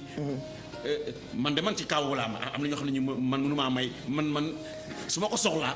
billaay Pape non mës naa feebar mais xaw naa ko yéene mais ay de yéene leen ko bay ndax ñu indil ma ko. wallaahi mais dafa am doy na waar. et puis xëy na ñun Dakar la ñu nekk moo tax du ñu gis yenn danger yi mais bëri na ci ay àll ci ay dëkk yoo xamante ni xam nga comme je dis souvent Sénégal du Dakar donc bëri na ci ay dëkk yoo xam ne jigéen ñi buñ dee mucc dañuy ñàkk deret yu bëri ba du ñu gis ku leen mayaat deret. te loolee ay gàllankoor yu bëri lay indi. bëri na ci ay nit yu faatu ci ñàkk deret gi ñuy leen ñàkk may deret. dëgg la moo tax am na ñoo xam ne tamit siiw lañu te nekk ci réew mi politique yooyu lañ war a def. dimbali nit ñi. ñi ngi casé wu ci beneen affaire boo xam ne bii. nekkoon ci lii tamit dafay am solo. siiw nga àddina yëpp xam la. mais nga organiser nag maye deret soo ca boo ca wootee ñëpp fekk la ca. da ngay dimbali réew ma. te loolu dëgg dafa nekk lu am solo. voilà defe naa ma gisuma fenn fu ñu koy bayee de. waaw wala am na ñu koy bayee bay usine tam du ko defar xanaa nga laaj chimiste bi ndax am na ay spécialiste yuy defar li nga xamante ni moo deret je parlais plutôt de ki nga xamante ni moom la ñu invité pour mu wax ci maye deret bi junju naa ko wax naa ko voilà na ñëw léegi nii ñu taxaw waxtaan ci deret bi deret ki ñu invité pour mu wax ci deret junju naa téye naa ci garmi wax nañ ci mais ay xale yoo xamante ni il faut nga pes leen pour ñu dégg c'est incroyable kenn musul gis loolu jël naa sama temps pour permettre invité bi mu dugg si mais dégguñu ñu indil ma faat ki ne mii nga xamante ni nee na pareegul c'est incroyable voilà il est là donc ñu wax ci li nga xamante ni moo jëm ci don de sang bi nga xamee ni da ngeen koy organiser Abibou Dia ñu ngi lay nuyu yow yaay chargé de communication bu Etiquer alors Etiquer nag fi mu nekk yéen a ngi préparé samedi ginnaaw suba ci loo xamee ni mu ngi jëm ci maye deret d'abord wax ñu ci li nga xamante ni yaa ci nekk chargé de communication bi parle-nous de Etiquer. pour corriger rek daal du ma chargé de communication Etiquer. école bi bëgg a lancer Etiquer moom laay représenté muy Etika Dakar. d'accord ndax école bi dafa am programme boo xam ne li muy yëngatu yëpp mu ngi jëm ci wàllu social. ndax dañ gis ne réew yu mel ni ñun Sénégal. dafa nekk réew yoo xam ne seen koom-koom mu ngi avancé maanaam croissance économique. waaye loolu dafa làq ay difficultés sociales yu bëri ci wàllu wér-gu-yaram wàllu jàng ak leneen ak leneen. léegi ñun ñi ñuy jàngal nag dañ ne ñoom ëllëg ci biir ñoom ñooy jiite réew mi jiite entreprise yi. donc bu ñu amul dès à présent li ñuy wax culture sociale maanaam yow entreprise bi ngay jiite nga xalaat si askan wi ak ni nga ko mën a jàppale. bu demeewul noonu dina metti trop dina jafe ci réew mi daal. léegi nag ci lañ bëgg a lancer Etika ak care maanaam en anglais wala nga ne éthique ak art ci wolof. léegi programme don de sang bi dafa nekk programme lancement. waaye nag li ñu mbëbët suñu yéene dëgg mooy jël ay ponk yu bëri élèves yi di si yëngatu di déceler besoins yi ngir mën si jàppale askan wi. léegi pourquoi ngeen jël programme don de sang bi def ko mu nekk seen programme de lancement. xam nga association boo koy lancé nga bëgg mu nekk ONG da ngay déceler li nga xamante ni mooy terme de référence yi maanaam action yi nga xam ne yow ñor na la ci ngay yëngu élèves yi bi ñu jugee dañ gis ne at mu ne Sénégal gis nga bateau Joola ñaata mort la woon 1800 at mu ne bateau Joola da nga koy xayma fukki yoon ak juróom maanaam 15 bateau Joola dina am si ñu ñàkk deret rek ñu war leen sauver. diggante ñu nekk ci àll yi jigéen ñi war a mat jur amuñu deret banque de sang yi amuñu moyen donc catastrophe la daal chiffre bu ñu la ko joxee da ngay tiit sa yaram day daw. imagine leen lu toll ni 15000 morts par année ngir rek ñàkk deret. donc ci lañ gisee nag priorité la balaa rentrée bi di jot vacances yi ñun dañu am budget de communication boo xam ne d'habitude publicité lañ ciy def. pour nit ñi mën jàng si ñu ne budget boobu dañ koy jël xaajaat ko def ci li nga xamante mooy social ngir woo askan wi ñu ñëw mais deret jàppale banque de sang surtout si jamono ji nga xamante ni yittewoo nañ ko lool daal. deret ji ngeen di dajale samedi fan ngeen koy yóbbu. donc dañuy travailler ak li ñuy wax centre national transfusion sanguine. ak clinique Nest ñoom ñoo ñu ñëw jàppale dañuy indi seen i camion seen i sachet ak lépp daal. séeréer yi nga xamante dañuy xiif mën nañ fa jaar mais deret ñu may leen sant ak keneen. waaw dëgg la suñu sama mbokk séeréer yi dañoo bëri histoire. dañ ñëw rek. yaa ngi tudd ñu bëri histoire. mais naka ngeen xalaatee ni que mun ngeen ko agir de sorte que dem joxe sang nekk lu spontané parce que d'habitude dañu seetlu ne ay événement don de sang bu amee sénégalais yi dinañ dem may deret surtout nga romb gis camion bi te comme ni ngeen ko waxee séeréer yi dinañ ñëw pour sandwich yi wala boisson yi mais il faut mu nekk acte boo xam ne dafay spontané. xam nga Sénégal luy spontané bëriwu fi nit ñi événementiel la ñuy gën a yëngatu événement dañ bëgg événement daal mais nañ leen ci fekk idée bi mooy période bu ne zone bu ne ñu ciblé ay quartier ay zone ak benn stratégie de maillage ak association AIC ñu dem fekk si leen fi amul problème ndax ñun ñoo soxla seen deret am na ñu ko soxla nekk hôpital donc bu ñu xaar nit ñi di yeewu di am réflexe séeréer Pape Cheikh Diallo xam ne moom mu ngi lijjanti pinton ne day dem dans centre national war a paas day jafe daal donc ñun politique bi mooy nañ leen fekk si fi ñu ne jël deret bi yóbbu ko centre national transfusion sanguine askan wi ak ñi nga xamante ni teewoon nañ ko mën si jëriñu. voilà donc yéen a ngi joxe rendez-vous samedi 10 octobre ginnaaw suba fan la ak ban heure la gars yi war a ñëw pour ñi nga xamante ni ñooy seetaan te bëgg a ñëw bokk ak yéen combat bi. ni nga ko waxee rek samedi 10 octobre Etika mu ngi ci VDN bi en face Saint-Lazare wetu City Dia ku ñëw à partir de 10h ba 14h 15h di nga mën a maye sa deret daal. voilà ñun nag dañ fi am bàjjenu gox moom lépp lu jëm ci wàllu wér-gu-yaram daf koo soxal Fatou Kiné Deme laataa ñuy waxtaanee xale yi ak seen wér-gu-yaram mu gémmin ak seen i bëñ ak spécialistes yi nga waxtaanal defe naa maye deret bokk na ci message yi nga xam ne ñu da nga koy joxe souvent pour nit yi di ko def quand même.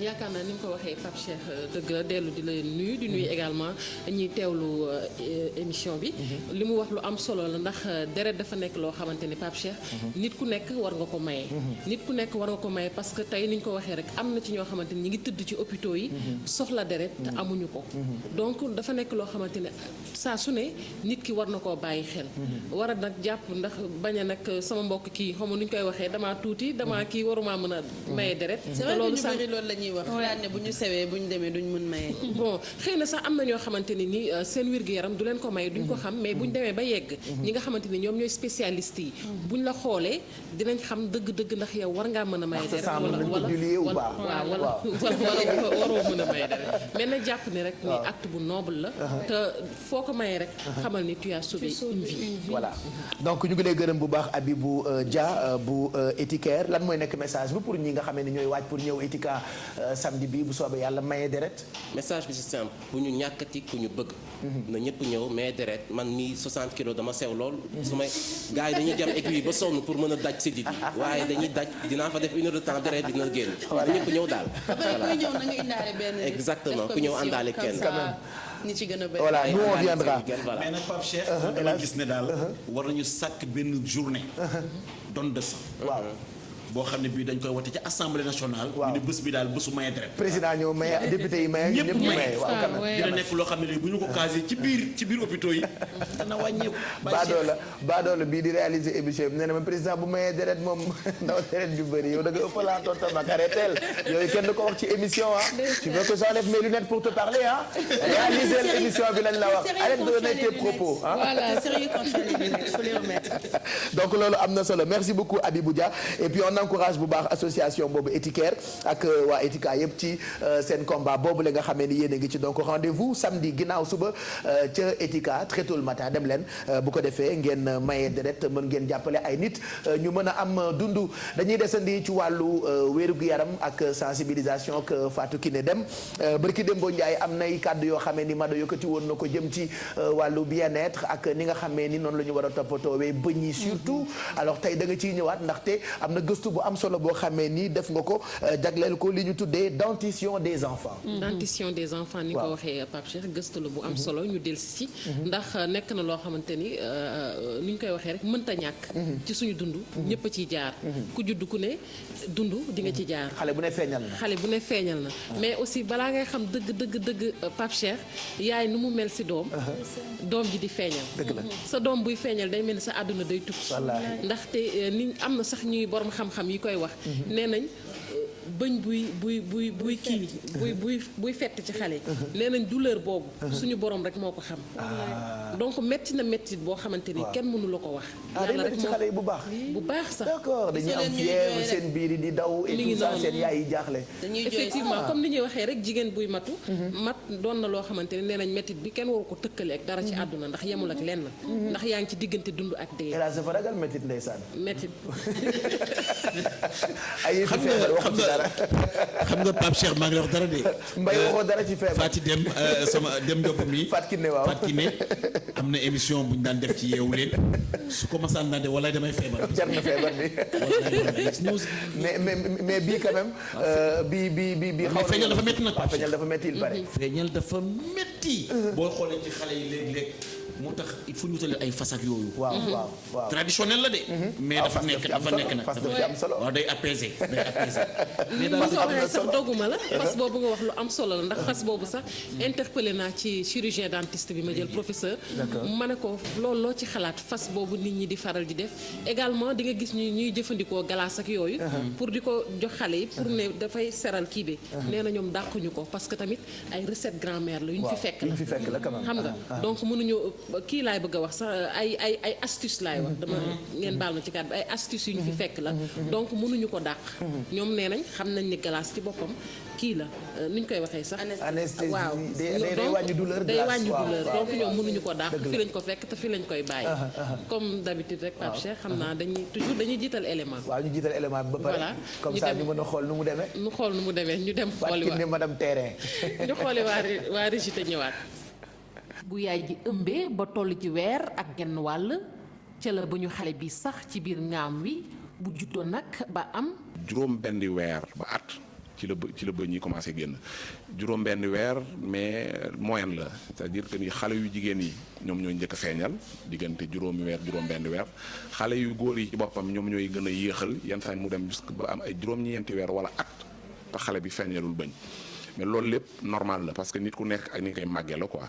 yii di ay mandarga yu ñu war a bàyyi xel la. boo xoolee xale bi daal lan moo lay won ne bëñ bi mooy day feeñal bu ubbee bëñ bi gémmiñ gi di nga xool ne ciiñ bi day xonq te su boobaa xale bi day jël làmmiñ bi di ko teg ci kii bi ci ciiñ bi di ko teg ci ciiñ bi pour métit bi xaw a wàññeeku donc su ko defee mais bés bu commencé bëñ bi génnee rek bu commencé génn tuuti rek ba daal di bënn ciiñ bi métit bi daal di arrêté mais yenn saay aussi feeñal bi ci boppam dina xaw a jafe tuuti xale bi day jooy du nelaw bëggul nàmp yaram bi day xaw a tàng biir bi yenn saay muy daw wala muy soj après muy yut tout le temps mais yooyu yëpp aussi da di yoo xamante ni dina faral di ànd ak feeñal bëñ mais warul weesu ñaari fan.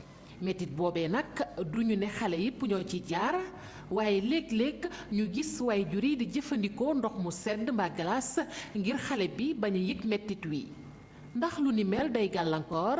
waaw loolu moom amuñu dara lu ñu ci wax parce que bi àddina amee ba tey xale yi dañuy feeñal te bi àddina ba amee ba tey suñu yaay ak suñu maam yi dañuy am ay doom ba pare di leen faj li ci am solo daal mooy ñoom li ñu def boo jëlee glace mi même boo xoolee ci football nit ki dafay daal di gaañu bu gaañoo ci tànk bi dañuy jël glace daal di ko ci teg glace gi ci boppam dafay tax métit bi arrêté donc bu ko joxee glace wala ndox mu sedd dina fekk métit bi arrêté tuuti ci tàng bi mais après peut-être mën na dellu si waat donc yooyu maanaam loo xamante ne day gàllankoor xale bi donc ñun su ko defee dañ leen di wax ne waaw noonu la mais su fekkente ni métit bi continuer na yaram bi mi ngi continuer tàng yóbbu ko ci pédiatre ndax mu xool ndegem amul leneen loo xamante ni moom moo nekk ci suuf ci xale bi.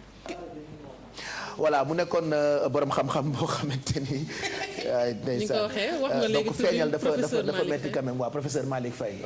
feeñal dafa metti Pape Cheikh ni nga ko waxee feeñal dafa metti te wax naa ko léegi étape la boo xamante ni. xale yëpp dañ ciy jaar. xale yëpp dañ ciy jaar Pape Cheikh rek da laa xaw a jàpp tuuti. ok damay reekee tonton mag mi il faut ñu dàq ko émission sa noppi rek. voilà mënul sotti. c'est pas bien mais xale buy feeñal comme li Bijou wax sànq da nga ko yërëm en fait. waaw dañuy triste dañuy jooy c'est vrai que man xaw ma ni woon. bàyyi leen ree yéen tamit xaw ma ni woon ni nga wax ci douleur boobu xale bi di yëg. yàlla rek ko xam. yàlla rek xaw ma ko woon dama foogoon ni feeñal dafa metti noonu rek. ni nga ko waxee effectivement douleur la boo xamante ni xale bi étape boobu mënta ñàkk il faut mu ñëw. parce que dañuy gis ne xale bi buy feeñal dafay ànd ak fièvre. am na ñoo xamante ne sax nee nañ feeñal bi daf leen di ñëwee socc. am na ñoo xamante ne également jaare la leen di ñëwee. donc mu nekk loo xamante ne ni étape bu metti la parce que yaay à chaque fois.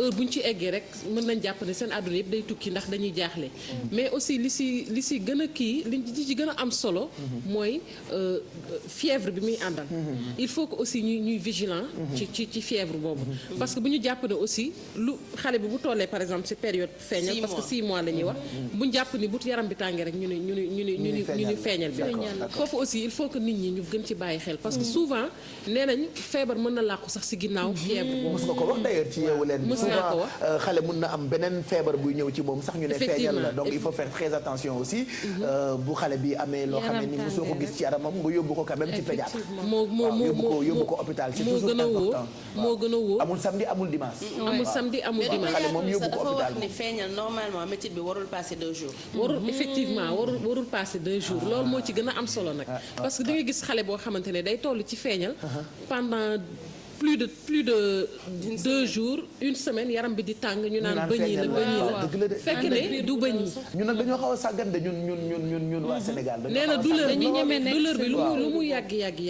warul passer 2 jours 2 à 3 jours te nee na bëñ bi aussi noonu muy feeñal bi noonu nee na bëñ bi bu xasee ba bënn génn douleur bi jeex na d'accord donc bëñ bi mënul bënn génn pourtant man j'ai remarqué même ñun mag ñi bi ñuy am dents de sagesse bëñ yu mujj yi defe naa buy génn tam day metti c'est vrai day mel ni mettitu bëñ loolu maa ngi koy day metti mais dëgg la oui te doo ci mën day metti mais douleur boobu du mën a du en bokk ak dents de lait bi génn xale yi ñoom ñooy gën metti le parce que ñoom boo gisee ñoom seen yaram day tàng seen biir day daw dañuy jeex dañuy yuut mooy signes yooyu ñu koy xamee mais parfois ni ma ko waxee rek douleur bi warul passer 2 jours wala 3 maximum waru ko passer bu fekkente ne passé na fa jaaxal na la demal ci pédiatre mu xoolal la parce que xëy na yow mi yaay ji mën nga njort ni feeñal la mais doo xam dëgg-dëgg ndax lii feeñal la pédiatre bi nag bu demee moom bu ŋaangee am na nag mag ñu ko xam ndax ñoom bu ñu ŋaangalee xale bi dinañ xam ne lii bëñ yi la mais boo demee ci pédiatre bi comme ñoom seen xam-xam màcc na ci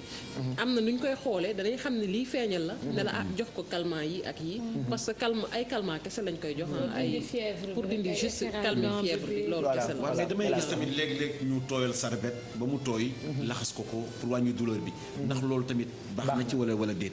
loolu baax na ci. parce que da ngay gis ndax bon da nga koy gis sax ci borom xam-xam yi.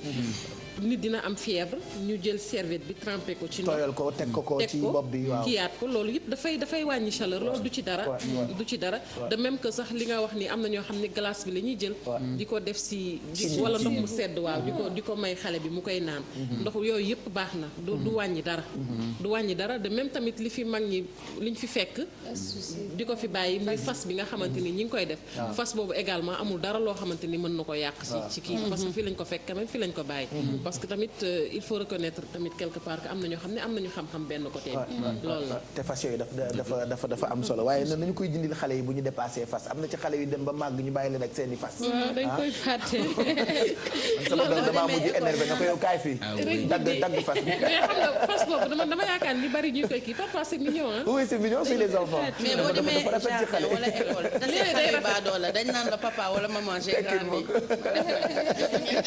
mais xam nga aussi sax bañ ci xale ba 2 ans la ba xale bi ba 1 an dina fekk mu am li ñuy wax c'est douleur bi waaw néant de lait yëpp dina génn li ñu naan 20 moom dina ko am 1 an dina fekk mu matal 20 temps de lait d'accord dina fekk ñu mat léegi nag bu matee nag après ci la li ñuy wax naan li ñuy tuddee les dents définitives ci li ñuy commencé di génn dents définitives yooyu également bu ñu ko passé boo demee ba à partir de 2 ans ci la ñu mënee mat diggante 2 ans jàpp 6 say ans xale matt la nga yéene ko feeñal bi ne ko ñaw baax na ñoom ni ñu mënee mat na ci xale diggante 2 ans ak 6 ans ci la ñu commencé fokk te matt la ñuy foowee kat dañu lay matt ba pare reer dama mel ni xale yi ñu seen gémmiñ day xasan Pape Cheikh. ma yenn saa damay jéppi xale yi de. il faut ñuy matt seen gémmiñ day xasan. xoola xale bu ma matt.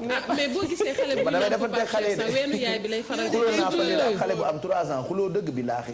ndax la xuloo dëgg. da ko jox loxo baaraam. je te jure xuloo la ñu def. waaye xale de 3 ans yow nga jox ko sa baaraam. waaw day matt xuloo dañu doon xuloo leneen lañu doon xuloo ma nag moom.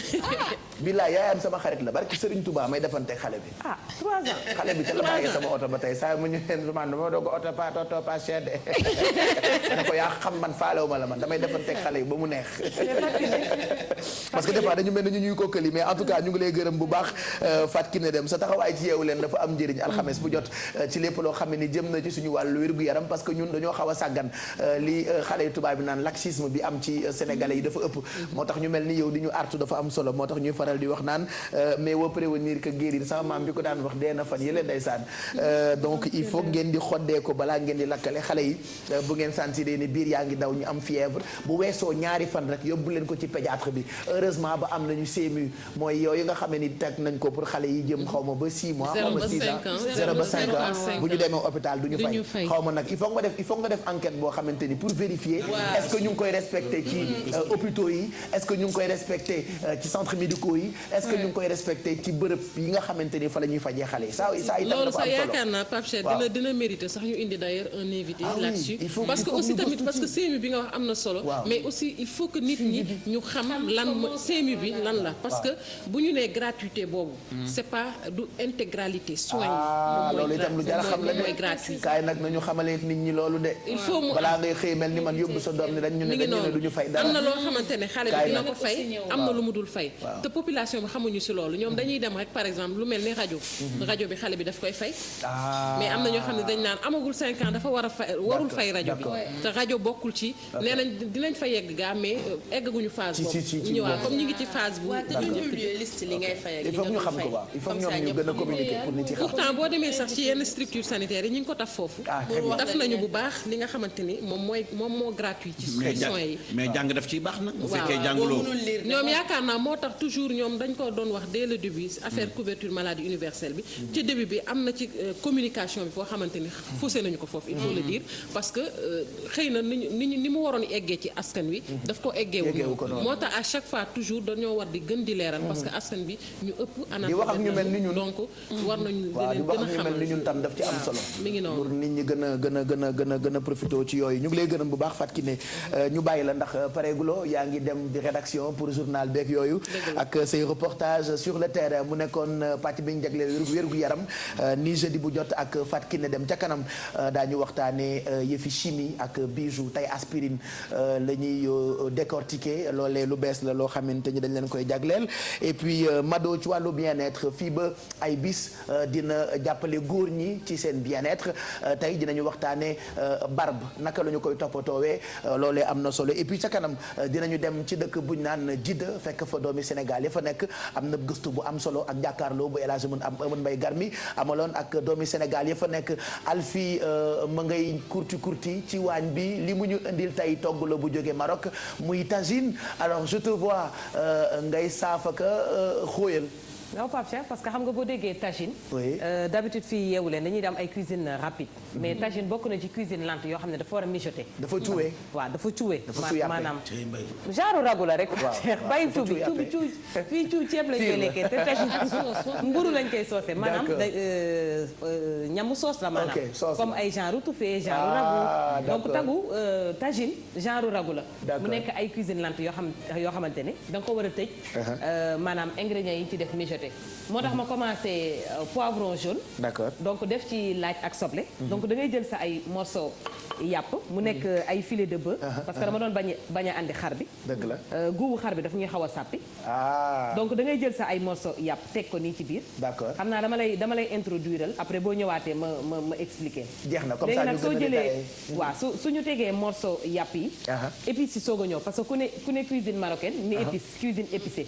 mais du nekk ñoom dañoo bëri ay safa nag. tout à fait mais du nekk ay épices yoo xamante ne comme ñun suñu ay kaani wala suñu ay poobar. donc su fekkee da nga def yàpp bi soble bi ak poivron bi. donc épices yi dafay ñëw. donc mu nekk fii yu ma rangale mu nekk fii am naa fi. bàyyil caméra jàmbur bi. curcuma sa yoon nekku ci. am naa fi curcuma Pape Cheikh. nga xamante ni rubrique bi neex na rek léegi ngay këf caméra jàmbur. da ngay jël Pape Cheikh wis ko si kaw. donc am naa fi cumin. moom tamit day ñëw ci biir. am fi cannelle. il faut ñu wàññi tuuti rek doy na parce que. waaw da ngay gaaw nag yow it dama la doon junj tuuti rek nga bëgg a développer. non dama parce que xam nga dama koy tëj après. d'accord su fekkee du ma expliquer étape bi du ma ci mën ñëwaat. parce que dina fekk lu muy jeté dëgg la expliquer. donc nga ñëw ci ras el xalut moo xamante ne ay benn épice la boo xamante ne dañu jël épice yu bëri mélangé. ras el xalut. waaw donc nga jël tamit tuuti noix de muscade. ak tuuti safran moom tamit def ci biir pap. léegi fi mu nekk nii xam naa bala ngay dem di yeggali dama koy tëj. bàyyi ko mu mijoter. donc boo ñëwaatee ñu dem ci deuxième étape. voilà mooy technique yu am solo yu ñuy toggee plate boobu ñu tuddee j'allais dire harira c'est un autre plat marocain mais plutôt tagine. voilà dafa cuyappe hélas loo ci wax ci tagine bi mel ne gaz du ko togg xanaa. waa tey dama jël fourneau parce que xam nga tonton recette moom boo ko jëlee da nga ciy dem ba jusqu'au bout. te kat boyal kat la boo te doo jël tagine bi di ko teg ci sama gaz bi moo tax ma jëli fourneau bi. donc toggee ko au charbon de bois. dama yaakaar sa gaz dafa jeex quoi.